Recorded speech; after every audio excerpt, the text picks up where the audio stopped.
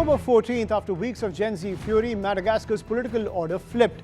President Andry Rajoelina fled the country as parliament impeached him, and the military announced a transitional authority, suspending key institutions and promising an interim civilian-led government before new elections.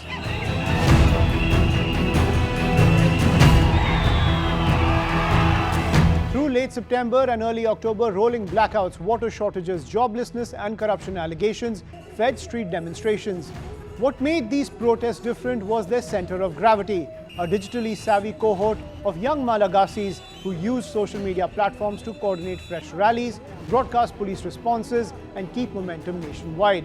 As crowds grew, the elite CAPSAT unit, historically pivotal in Malagasy politics, defected to the protesters, isolating the presidency. Rajoelina moved to dissolve parliament, and the lawmakers went ahead and impeached him anyway. With parts of the security apparatus refusing orders to disperse demonstrators, the presidency quickly unraveled.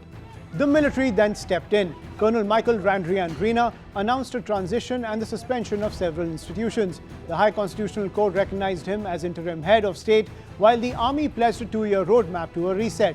Whether this becomes a short bridge or a long detour depends on how quickly power moves back to a broad-based civilian authority.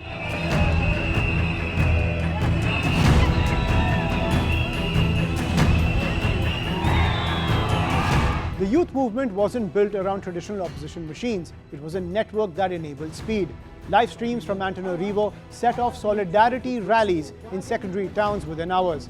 Hashtags and short-form videos reframed outages and price shocks as emblematic of a system that had stopped listening.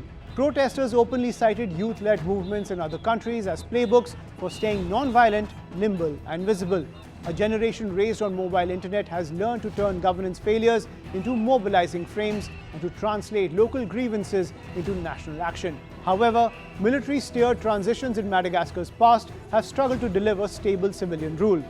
Without rapid confidence building, free media and a credible electoral timetable, today's victory could harden into tomorrow's stalemate. The grievances, power, water and jobs require swift reforms, infrastructure fixes and anti-corruption measures that citizens can see and measure within months, not years.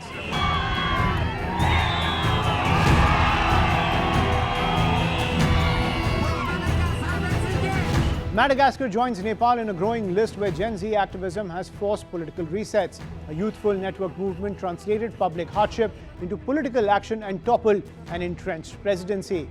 Whether it becomes a democratic breakthrough depends on how fast the transition returns power to an elected civilian government, and on whether the same generation that filled the streets now fills committees, oversight bodies and ballots. Gen Z must pivot from protest to policy and sustain gains by converting street legitimacy into institutional presence.